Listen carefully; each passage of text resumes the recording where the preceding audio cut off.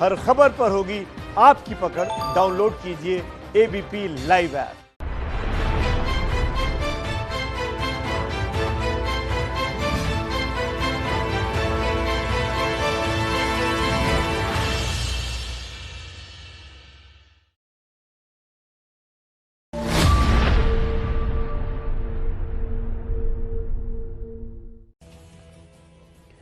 देखिए, एक हफ्ते पहले चीन के धोखे का हमने गलवान घाटी में मुंहतोड़ जवाब दिया था। हमारे 20 जवान शहीद हुए थे, लेकिन उसके बाद जो सवाल जवाब की राजनीति शुरू हुई उसमें कोई हल नहीं निकल रहा है। पहले ऑल पार्टी मीटिंग में पीएम मोदी के बयान पर सियासी संग्राम छिड़ा तो पीएमओ को सफाई देनी पड़ी। अब पूर्व प्रधानमंत्री डॉक्टर मनमोहन सिंह की चिट्ठी सामने आई है। मनमोहन सिंह प्रधानमंत्री मोदी को नसीहत दे रहे हैं कि मोदी को सोच समझकर बोलना चाहिए। तो जवाब में बीजेपी अध्यक्ष जेपी नड्डा इसे कांग्रेस का शब्दजाल बताकर खारिज कर रहे हैं। इसी पर करेंगे चर्चा कि आखिर चीन पर कौन गुमराह कर रहा है। न वहां कोई हमारी सीमा में घुस आया है, न ही कोई घुसा हुआ है, न ही हमारी कोई पोस्ट किसी दूसरे के कब्जे में है। इंडियन आर्मी जिंदाबाद।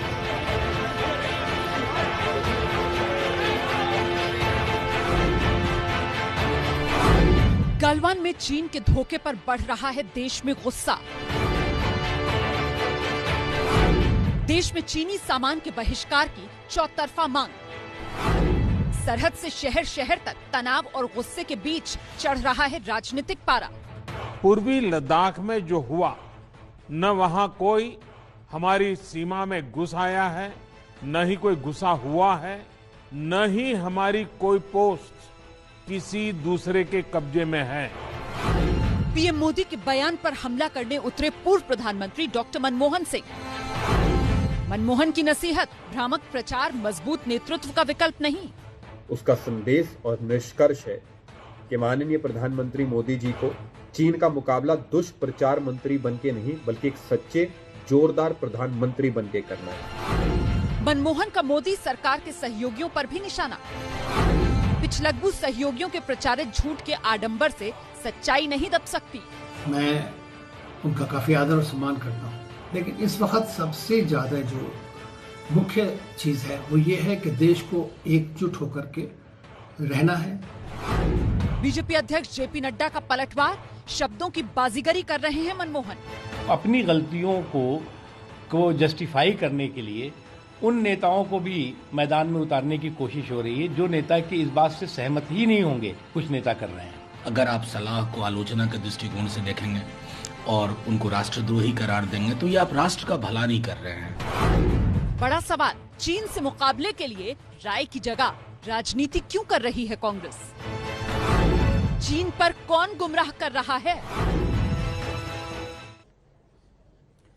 आपका परिचय कराते हैं। खास मेहमान आज की इस चर्चा में बीजेपी की तरफ से प्रवक्ता सुधांशु त्रिवेदी जी हमारे साथ मौजूद हैं। कांग्रेस पार्टी के प्रवक्ता पवन खेड़ा जी हमारे साथ मौजूद हैं। जेडीयू के नेता अजय आलोक जी हैं। समाजवादी पार्टी के प्रवक्ता अनुराग भदौरिया जी हैं हमारे साथ इस चर्चा में। बहुत बहुत स्वागत आप सभी का। मैं चर्चा शुरू करती हूँ और मेरे हाथ में ये डॉक्टर मनमोहन सिंह का जो बयान है उसकी प्रेस विज्ञप्ति है और 22 जून 2020 इस पर तारीख डली हुई है। इसकी सातवीं पंक्ति, इसकी सातवीं जो पंक्ति है वो मैं पढ़ देती हूं। इसमें लिखा हुआ है, प्रधानमंत्री को अपने शब्दों व ऐलानों द्वारा देश की सुरक्षा एवं सामरिक व भूभागीय हितों पर पड़ने वाले प्रभाव के प्रति सदैव बेहद सावधान होना चाहिए। मुझे लगता है पवन खेड़ा जी आपको बताना चाहिए सर कि डॉक्टर मनमोहन सिंह किस शब्द, किस ऐलान का जिक्र कर रहे हैं, किसे लेकर वो ये कह रहे हैं कि सावधानी बरतनी चाहिए प्रधानमंत्री नरेंद्र मोदी को? रमाना जी, जब ऑल पार्टी मीटिंग के बाद वो स्टेटमेंट सबने सुना प्रधानमंत्री जी का कि हमारे भूभाग में कोई आया ही नहीं, कोई है ही नहीं, जाहिर सी बात है कि उसके बाद एक के बाद एक जो सेवानिवृत्त जनरल हैं उनके बड़े दुखी स्वर में ट्वीट हमने भी देखे, आपने भी देखे। जनरल रामेश्वर रॉय हों, पनाग साहब हों और कई लोग ने बहुत ही ज्यादा वो दुखी थे कि ये किस तरह की बात कर रहे हैं देश के प्रधानमंत्री। 20 जवान अभी उनका अस्थि विसर्जन भी नहीं हुआ था और वो कह रहे हैं कि नहीं हमारी सीमा में कोई आया नहीं, तो वो जवान कहां शहीद हुए? उसके 2 घंटे के अंदर अंदर चीन ने उसी वक्तव्य का सहारा लेते हुए कहा कि देखिए हम तो यही कह रहे थे कि ये जो गलवान वैली है तो हमारा ही क्षेत्र है, तो हम उनके यहां थोड़े गए, ये क्षेत्र ही हमारा है। उन्होंने पूरा भूगोल बदल दिया उस एक टिप्पणी के बाद। फिर प्रधानमंत्री कार्यालय को प्रधानमंत्री द्वारा बोले गए शब्दों का खंडन करना पड़ा दूसरे दिन। ये एक छोटी बात नहीं है। इतना बड़ा देश, पूरा विश्व आपकी तरफ देख रहा हो और आप अपनी छवि के चक्कर में सरहद के साथ खिलवाड़ कर रहे हो और चीन को आप सपोर्ट कर रहे हो, चीन को के क्लेम को आप वैध ठहरा रहे हो। चीन आज क्या कर रहा है? चीन का जो सरकारी मीडिया है आज क्या कर रहा है? बार बार मोदी जी का वो स्टेटमेंट बाहर ले आता है। देखिए मोदी जी वही कह रहे हैं जो हम कह रहे हैं, गलवान वैली तो हमारा ही, उसके बाद एक लाइन अपनी तरफ से जोड़ देता है। अरे साहब, गलवान वैली उनका नहीं है। फिंगर 4 से फिंगर 8 हम जानना चाहते हैं प्रधानमंत्री जी से, क्या हमारे सैनिक, हमारे प्रहरी वहां पेट्रोलिंग आज 22 जून को कर सकते हैं या नहीं, जो 1 अप्रैल तक कर सकते थे? हम जानना चाहते हैं पैंगोंग लेक के 8 स्क्वायर किलोमीटर का आज स्टेटस क्या है? क्या वहां हमारे सैनिक जा सकते हैं या नहीं जा सकते? सीधी सीधी बात करनी चाहिए और नहीं करना चाहते, ठीक है, सार्वजनिक पटल पर नहीं आना चाहते। आप जो सवाल उठा रहे हैं, आप जो सवाल उठा रहे हैं, देखिए मैं आपसे ये कहती चलूं यहां पर कि बीजेपी की तरफ से कहा जा रहा है कि साहब प्रधानमंत्री के बयान को चीन इस्तेमाल नहीं कर रहा है, लेकिन जिस तरीके से प्रधानमंत्री के बयान पर कांग्रेस विश्वास नहीं कर रही है और विपक्ष सवाल उठा रहा है, वो चीन के लिए मददगार साबित हो रहा है। इस पर आप जवाब दे दीजिएगा सर, लेकिन उससे पहले जो आपने सवाल खड़े किए हैं उस पर सुधांशु जी आइए प्लीज। देखिए, डॉक्टर मनमोहन सिंह जी ने जो बोला है उसके 2 निष्कर्ष बहुत साफ। पहला निष्कर्ष स्पष्ट हो गया कि भारत की राजनीति में अर्धशतक बना चुके, आयु का अर्धशतक बना चुके चिर युवा राहुल गांधी जी की प्रामाणिकता पूरी तरीके से ध्वस्त या कांग्रेस ने स्वीकार कर लिया। इसलिए 87 वर्षीय वयोवृद्ध नेता पूर्व प्रधानमंत्री डॉक्टर मनमोहन सिंह जी को बचाव के लिए उतारना था। वरना इससे पहले न ये अपने नेता प्रतिपक्ष से बयान दिलवा रहे थे, न दूसरे सदन के नेता प्रतिपक्ष से। इवन कांग्रेस अध्यक्षा भी एक बार बोली थी। केवल आके फ्रंट फुट बैटिंग कर रहे थे राहुल गांधी जी और उनसे एक के बाद एक मीटिंग। अब बयान के विषय वस्तु पे आइए। जैसा अभी हमारे मित्र पवन खेड़ा जी ने कहा कि अमुक स्थान हमारा है या नहीं, प्रधानमंत्री के वक्तव्य के बावजूद इनके मन में संदेह है, तो मैं विनम्रता से कहता हूं वो ये छोटी पार्टी तो है नहीं, आम आदमी पार्टी की तरह जो अभी नई नई पार्टी बनी हो। उन्होंने तो 56 साल राज किया है। इनके तो खुद कई आधा दर्जन रक्षा मंत्री अभी जीवित होंगे। प्रधानमंत्री जी हैं, वो बता दें कि इनको ये पता है कि यह अमुक हिस्सा भारत की LAC में है। बोल देना ये है और ये रक्षा मंत्रालय के फला डॉक्यूमेंट में है, ये बोल दें। बोल ही नहीं सकते क्योंकि इन्होंने अपने जमाने में LAC डिफाइंड ही नहीं, जब 93 में हुआ एग्जिस्टिंग वर्ड नहीं डाला उसमें। अन्यथा मैं आज विनम्रता से कहता हूं ये बता दें। ये जो 1 अप्रैल 2020 वाली बात कहते हैं उस पर आप जवाब देना चाहेंगे कि भाई जो 1 अप्रैल 2020 को जो स्थिति थी वो आज है या नहीं, इस पर आप जवाब देंगे? हाँ, मैं एकदम स्पष्ट बताता हूं। देखिए, LAC क्या है, लाइन ऑफ एक्चुअल कंट्रोल क्या है, उसकी डेफिनेशन हमारी मत मानिए, मोदी जी की मत मानिए। नेहरू जी ने अपने स्टेटमेंट में बोला था कि लाइन ऑफ कंट्रोल का मतलब लाइन ऑफ मिलिट्री कंट्रोल, जहां जिसकी फौज है। तो जहां जिसकी फौज थी आज वही उसकी फौज है। उन्होंने अपने स्थल से आगे बढ़ने की प्रयास की थी। बीच का वो एरिया जहां किसी की फौज नहीं रहती है, किसी का भी कोई कंस्ट्रक्शन नहीं रहता है, उसमें आगे बढ़ने की कोशिश की। हमारे जवानों ने वीरतापूर्वक उन्हें वापस कर दिया। तो LAC पर तनाव है और वहीं दूसरी तरफ देश में राजनीति जो है वो जोर शोर से की जा रही है।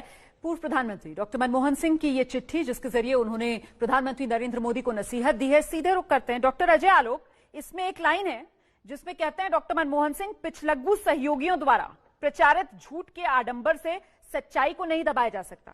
JDU क्या है सर, सहयोगी या पिछलग्गू? नहीं, मनमोहन सिंह जी की नजर में अगर हम लोग पिछलग्गू सहयोगी हैं तो खैर उनकी इच्छा है, वो सीनियर आदमी है, मैं कोई कमेंट नहीं करना चाहूंगा। लेकिन चूंकि हमारे देश के प्रधानमंत्री रहे हैं, 10 साल रहे हैं, एक इकोनॉमिस्ट रहे हैं और मामलों पे गहन पकड़ है उनकी, मुझे एक फोटो देख के बड़ा आश्चर्य लग रहा है कि उनके प्रधानमंत्री रहते ये फोटो आई थी। राहुल गांधी एक एग्रीमेंट साइन कर रहे हैं, शी जिनपिंग पीछे खड़े हैं, सोनिया गांधी पीछे खड़ी है। Historic agreement between Congress party and communist party of China. in which they will discuss the bilateral issues and bilateral talks and development and mutual agreement. तो ये क्या आज देश में जो परिस्थिति है ये यही चल रही है क्या कि सरकार तो अपने निर्भर से कोई भी डिस्कशन कर रही है, लेकिन लगता है कांग्रेस पार्टी की कुछ अपनी पैरेलल लाइंस खुली हुई है कि कुछ ज्यादा उनको इन्फॉर्मेशन आ रही है सरकार से कि चाइना अब आगे क्या करेगा, कितनी चाइना जमीन हथिया चुका। ठीक है, मुझे जाना तो वैसे अनुराग भदौरिया के पास था, लेकिन अब आपने क्योंकि कांग्रेस की पैरेलल लाइंस का जिक्र कर दिया है, आपने तस्वीर दिखाई है, तो मुझे लगता है पवन खेड़ा जी को आना चाहिए। पवन खेड़ा जी, ये कांग्रेस की पैरेलल लाइंस खुली हुई है क्या सर? देखिए, अजय आलोक जी को शायद जानकारी नहीं होगी, सुधांशु जी से पूछ लें, मैं कुछ बता देता हूं उन्हें। BJP legislators take lessons at school run by communist party of China. नवंबर 2014 की खबर है। बीजेपी के सांसद कुछ और कुछ विधायक 13 लोग कम्युनिस्ट पार्टी चाइना के पार्टी स्कूल में पढ़ने गए थे। साहब क्या पढ़ने गए थे ये बताइए। और सर आप कांग्रेस का हिसाब तो दे दीजिए, आप कांग्रेस वाली तस्वीर पर बीजेपी को घेर रहे हैं। अभी जवाब दे रहा हूं। जेडीयू कांग्रेस की तस्वीर दिखाती है, आप बीजेपी का आईना दिखा रहे हैं। रोमाना जी अभी बताता हूं, पार्टियों में आपस में कई बार भारतीय जनता पार्टी और आरएसएस, जो कि पार्टी भी नहीं है, राम माधव जी अभी पिछले साल डेलीगेशन लेकर गए सीपीसी के सीखने, कम्युनिस्ट पार्टी चाइना से ये सीखने गए कि पार्टी का अर्थव्यवस्था पे कंट्रोल कैसे होना चाहिए। आप बताइए कौन सी चीज सीखने चले गए साहब? कम्युनिस्ट पार्टी जैसी वहां चलती चले, आरएसएस अर्थव्यवस्था पे कंट्रोल कैसे करना चाहती है सीखने लेकर गए आरएसएस और बीजेपी को, कम्युनिस्ट पार्टी चाइना से 2019 में, ये अभी 1 साल पहले। तो ये बातें यहां की मत करिए, सीधी सीधी बात करिए। जहां 1 अप्रैल 2020 तक हमारे सैनिक, तो राहुल गांधी जो तस्वीर में नजर आ रहे हैं, कांग्रेस के नेता जो तस्वीर में नजर आ रहे हैं, उसका जवाब जो है वो आप बीजेपी भी इसी तरीके के सहयोग करती रही है चाइना को, ये कहकर जवाब दे रहे हैं। लेकिन कांग्रेस वहां क्यों नजर आ रही है, इसका आपने कोई सीधा जवाब नहीं दिया। चीन पर कौन गुमराह कर रहा है, इसी पर हम चर्चा कर रहे हैं। पूर्व प्रधानमंत्री डॉक्टर मनमोहन सिंह की ये चिट्ठी, जिसमें वो कहते हैं हम सरकार को आगाह करेंगे, भ्रामक प्रचार कभी भी कूटनीति तथा मजबूत नेतृत्व का विकल्प नहीं हो सकता है। ऐसे में सुधांशु जी, क्या केंद्र भ्रामक प्रचार, झूठा प्रचार कर रहा है चीन के मुद्दे पर, देश को गुमराह कर रहा है? देखिए, डॉक्टर मनमोहन सिंह जी ने ये लिखा कि हर बात बहुत साफ साफ होनी चाहिए। बिल्कुल सही बात है। अगर 1993 के एग्रीमेंट में एक बार लिख दिया गया होता एग्जिस्टिंग पोजीशन, तो 1993 में मैप एक्सचेंज हो जाते कि यहाँ पर उनकी मिलिट्री इंस्टॉलमेंट थी, यहाँ हमारी थी, और उसके बाद वो भी बन जाते, मगर एग्जिस्टिंग छोड़ दिया गया, LAC लिख दिया गया। अब बस वहां पे परसेप्शनल डिफरेंस हो गया, हम कहते वहां तक, हम कहते वो कहते यहाँ तक, आज तक चल रहा है। बिल्कुल सही बात है। जब याद करिए, हवाना में नहीं लिखना चाहिए था कि पाकिस्तान आतंकवाद से प्रभावित है, बलूचिस्तान हमारे ज्वाइंट डिक्लेरेशन का शर्मल शेख का पार्ट नहीं होना चाहिए था। तो उन्होंने बिल्कुल सही बात कही है। मगर यहाँ समस्या क्या है, जैसे अभी अजय आलोक जी ने एक फोटो दिखाई, बात यह है कि 2020 की बात करते हैं तो 1993, 1996 सब पर आ जाते हैं आप, और कहीं ना कहीं जब आप 1993, 1996, 1962 तक का जिक्र करते हैं तो फिर आप ये कहने की कोशिश करते हैं पवन खेड़ा साहब की सारी गलती तो कांग्रेस की है, मतलब कांग्रेस करके गई है, अब भरना मोदी सरकार को पड़ रहा है। ठीक है साहब, 2003 पे आ जाइए। चलिए, नहीं, मैंने 62 का जिक्र नहीं किया, मैंने केवल मनमोहन सिंह जी के कार्यकाल अभी आपने नहीं किया, अभी आपने नहीं किया, लेकिन बीजेपी करती तो रही है। मैं जवाब ले रही हूँ रोमाना जी। ठीक है, आइए पवन जी। रोमाना जी, 2003 में अटल जी चुनाव से ठीक पहले चीन जाते हैं, ज्वाइंट डिक्लेरेशन में तिब्बत पूरी तरह से उनको देकर आ जाते हैं और आकर कहते हैं कि मैं सिक्किम लेकर आया हूं, और उसके 1 घंटे के बाद चीन कहता है कि गलत बोल रहे हैं, हमने सिक्किम के विलय को बिल्कुल रिकॉग्निशन नहीं दी। आपने वहां जाकर क्या किया? जो इतने सालों से हम तिब्बत पे रिकॉग्निशन शब्द का इस्तेमाल नहीं करते थे, अब आप चलिए छोड़िए, रोमाना जी कहती है इतिहास की बात नहीं करिए, हम तो 67 की बात नहीं करेंगे, हम आपकी बात ये करते हैं 2013 की, जब आप पब्लिकली कहते थे, टीवी पर आकर आपके नेता कहते थे कि कौन से हथियार इस्तेमाल होंगे चीन के खिलाफ, सार्वजनिक किए जाए। ये सार्वजनिक मंच पे बात करने लायक बात। राष्ट्रपति प्रणब मुखर्जी से मिलने जाते थे, चीन की सीमा पर बड़ी समस्या गंभीर हो गई है, आप सरकार को आगाह कीजिए, कौन से हथियार इस्तेमाल होंगे, क्या उपकरण इस्तेमाल होंगे। हमने तो आपको नहीं कहा आप एजेंट हैं चीन के कि उपकरण पूछना चाहते हैं सार्वजनिक मंच से, कौन से हथियार इस्तेमाल होंगे ये पूछना चाहते हैं सार्वजनिक मंच से। और डॉक्टर मनमोहन सिंह अगर आज कुछ कह रहे हैं तो इसका अर्थ ये नहीं है कि किसी और को रिटायर हो जाना चाहिए। अगर जयशंकर जी स्टेटमेंट देते हैं तो रक्षा मंत्री को देना चाहिए, तो क्या रक्षा मंत्री फेल हो गए कि उनकी बात भी अनुराग भदौरिया के पास चलती हूँ। मैं अनुराग भदौरिया के पास चलती हूँ। अनुराग भदौरिया, मेरा दर्शक जो इस शो देख रहा है वो देख रहा है किस तरीके से सुधांशु जी 1993 की बात करते हैं, 1996 बीजेपी बात करती है, पवन खेड़ा जी उसके जवाब में अटल बिहारी वाजपेयी सरकार 2003 का यहाँ पर जिक्र करते हैं। सर मैं 2020 में ही रहना चाहती हूँ और आपसे भी गुजारिश की 2020 में ही रहिए, और मुझे तो आप बस इतना जवाब दीजिए कि जब ऑल पार्टी मीट होती है तब तो सब प्रधानमंत्री की हाँ में हाँ मिलाकर आते हैं, और जब बाहर आ जाते हैं तो फिर सहयोगी अचानक से पिछलग्गू बन जाते हैं, ऐसा क्यों? देखिए, बड़ी आश्चर्य की बात आपने देखा होगा कि हमारे सरहद पे 20 जवान शहीद हुए, और झगड़ा किसमें हो रहा है? हिंदुस्तान के अंदर में झगड़ा बना दिया है भारतीय जनता पार्टी और कांग्रेस ने आपस का। ऐसा लग रहा है भारतीय जनता पार्टी और कांग्रेस का आपस का झगड़ा हो। अरे भाई, ये राष्ट्र की बात है, ये बीजेपी और कांग्रेस का झगड़ा नहीं है। 130 करोड़ के पॉपुलेशन का देश है, ये सभी के स्वाभिमान और सम्मान की बात है। ये राष्ट्र से बड़ा न कोई व्यक्ति है, न कोई दल है और न कोई पद है। ये जान ले भारतीय जनता पार्टी अच्छी तरह से और कांग्रेस भी। आपस में आप लोग तू मैं करके 93, कोई 96, कोई 62, कोई 1966 की बात करके आप ये 20 जवानों के शहीद के बारे में बात नहीं करते। एक बार आपने मुंह से ये नहीं बोलते कि हमारे 20 जवान शहीद हुए, उनके आत्मसम्मान के लिए, उनके देश की सम्मान के लिए हमें करना क्या है, इसके बारे में चर्चा ना करके आप डाइवर्ट कर रहे चर्चा को। आप कहते हो कांग्रेस ने ऐसा किया था, अभी सुधांशु जी कह रहे थे 1993, 1996। शर्म आनी चाहिए आपको। फिर आप सत्ता में क्यों है? बता दीजिए। हम सत्ता नहीं चला सकते क्योंकि हम इसके पहले सत्ता में नहीं थे। कांग्रेस को भी सोचना चाहिए। एक दूसरे के ऊपर आरोप प्रत्यारोप करके 20 जवानों की शहादत की जो बात आप कर रहे हैं सुधांशु त्रिवेदी, क्या 20 जवानों की शहादत को यहाँ पर नजरअंदाज किया जा रहा है क्या? ये जो सवाल यहाँ पर अनुराग भदौरिया खड़ा कर रहे हैं, ठीक है, आने दीजिए सुधांशु जी को, उसके बाद दोबारा आपके पास आऊंगी। सुधांशु जी आइए। ठीक है सर, ठीक है, सुधांशु जी आइए। पाकिस्तान होता तो अब तक सर्जिकल स्ट्राइक हो चुकी होती, ये चीन है। इस वजह से यहाँ पर सब कुछ नाप तोल मोल कर सर एक एक कदम उठाया जा रहा है। इस हकीकत को हमें स्वीकार कर लेना चाहिए। सुधांशु जी, आप इशू को डाइवर्ट करो। अनुराग भदौरिया जवाब लेने दीजिए प्लीज, अच्छा नहीं लगता है मुझे। सफाई स्टाइल में बहस करने लगते हैं। अनुराग जी प्लीज आइए। सुधांशु जी देखिए, अनुराग भदौरिया जो बोले, एक बात क्यों उन पे कह दूं, फिर आपकी बात करूंगा।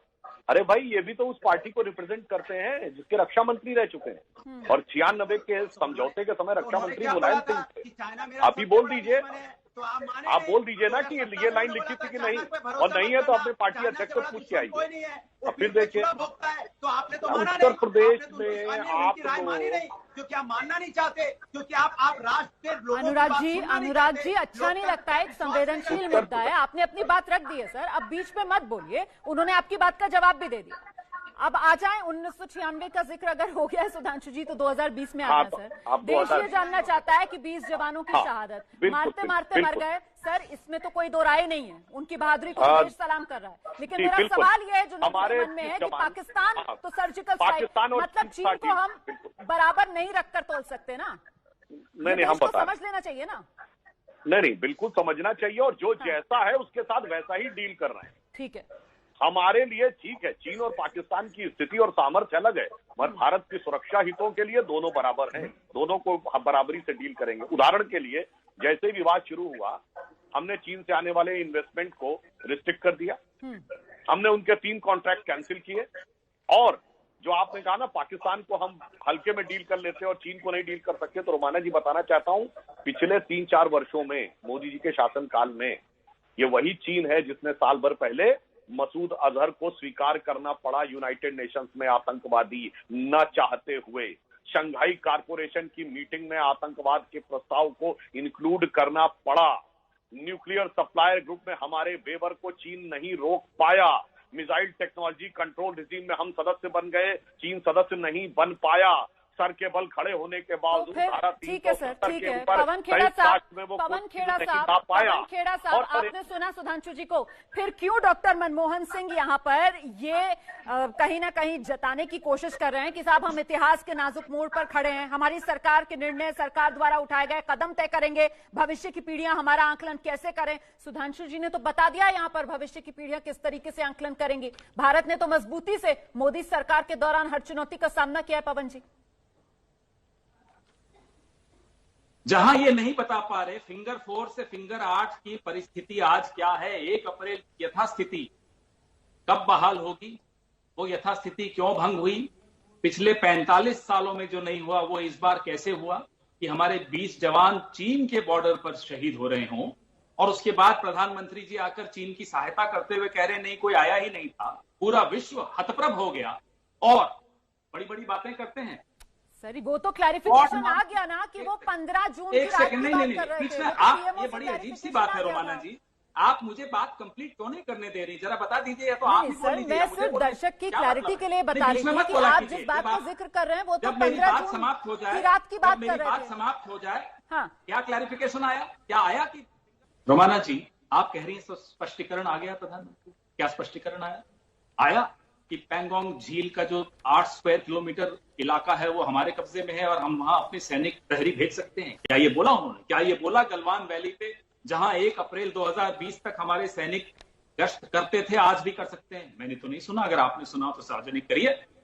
दूसरी बात, आप मुझसे बार बार बोलती हैं कि राहुल गांधी की तस्वीर, photo, party to party alliances, आपस में चर्चा बीजेपी ने कईयों से करते रहते हैं। ये मैंने आपको बताया, उदाहरण दिया, सीपीसीबी में ये भी गए थे, कम्युनिस्ट पार्टी अभी लास्ट ईयर गए, और अफ्रीकन नेशनल कांग्रेस के साथ हमारा है समझौता, इनका प्रजातांत्रिक पार्टी नेपाल के साथ है। तो क्या हम कहें कि नेपाल हमारे 370 स्क्वायर किलोमीटर पे जो कब्जा कर रहा है उत्तराखंड में, हम इनको तो नहीं कह रहे कि आप तो वहां पार्टियों से समझौते कर रहे हैं, ऐसी बातें नहीं की जाती। पार्टियों की आपस में डायलॉग चलते हैं। एरिया को लेकर, फिंगर 4 से फिंगर 8 को लेकर, पैंगोंग झील को लेकर जितने सवाल कांग्रेस की तरफ से उठाए जा रहे हैं, क्या आप इनको सिरे से खारिज कर रहे हैं सर, या फिर आपको लगता है कि सरकार ने इन सारे सवालों के जवाब दिए हैं? आइए सुधांशु जी। प्रधानमंत्री जी ने 2 बातें बहुत स्पष्ट कही है। उन्होंने ये कहा है कि हमारे किसी भी इलाके पर चीन नहीं आया है, नंबर 2 हमारी कोई भी पोस्ट उनके कब्जे में नहीं। अब इसके बाद अगर इनके मन में कोई संदेह, प्रतिसंदेह, और ये है क्योंकि यह निरंतर संदेह में रहने के अभ्यस्त हैं, तो मैं ये कहना चाहता हूं कि जिन इलाकों की ये बात कर रहे हैं कि ये 1 अप्रैल 2020 के, आप 2014 से पहले बता दीजिए कि हमें ये पता है कि ये फला रिकॉर्ड में है कि ये इलाका, वो फलाना इलाका, ये हमारे पास था, बोल दीजिए ना। नहीं बोल, अभी बताता हूं, अभी बताइए, आप बताइए कहाँ पे आपने डिफाइन करके रखा हुआ था कि कौन सा इलाका आपका है, जिसके बारे में हम बताते हैं। और ये रक्षा मंत्रालय अथवा उसके किस दस्तावेज में है, आपके रक्षा मंत्री आकर या प्रधानमंत्री के रूप में डॉक्टर मनमोहन सिंह जी ये बोल दें। अब एक फैक्ट और इनका करेक्ट कर देता हूँ, मैं पवन जी अपना वक्तव्य पूरा कर लूं, फिर आप बोल लीजिएगा। आपने कहा कि 2003 में तिब्बत को मान्यता दी। अरे मान्यवर, कोई भी चेक कर सकता है कि 1954 में जब पंचशील का समझौता हुआ, तिब्बत को मान्यता दी जा चुकी थी। 1955 में बांडुंग कॉन्फ्रेंस में इंडोनेशिया में चीन को इसीलिए नहीं बुलाया जा रहा था क्योंकि उसने तिब्बत में हस्तक्षेप कर दिया था। तो नेहरू जी अड़ गए कि अगर उनको नहीं बुलाओगे तो हम भी नहीं आएंगे जनाब।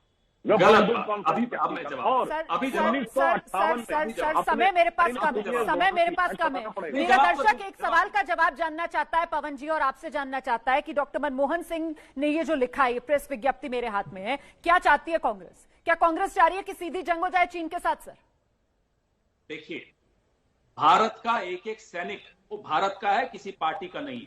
अगर हमारे 20 सैनिक शहीद हुए हैं तो हमें उत्तर चाहिए कि फेलियर किस स्तर पर हुआ, इंटेलिजेंस ब्यूरो का हुआ, गृह मंत्रालय का हुआ, रक्षा मंत्रालय का हुआ, प्रधानमंत्री कार्यालय का हुआ, डोवल के कार्यालय का हुआ, किसका हुआ, ये देश को जानने का हक है। दूसरा, तिब्बतन ऑटोनोमस रीजन की मैं बात कर रहा हूं, जिसको अटल जी ने जाकर कहा रिकॉग्निशन, वी रिकॉग्नाइज PAR, ये हम कभी नहीं बोलते थे किसी भी समझौते में। तो और देश में जवाबदेही तय होने की बात आप कर रहे हैं ना, मतलब चीन को लेकर जिस तरीके से सरकार बढ़ रही है आगे, उसके साथ आपको कोई दिक्कत नहीं है ना, वहां तो आपकी सहमति है। देश में जवाबदेही हो, ये मुद्दा है, यही मुद्दा है ना, आप यही कह रहे हैं कि भाई देश में जवाबदेही तय होनी चाहिए। कहां पर फेलियर हुआ? जी रोमाना जी, 2 प्रश्न है इसमें। फेलियर कहां पर हुआ? जहां से 20 लोगों की हमने जान गंवाई है, और हमारे इलाके में चीन घुसाया है।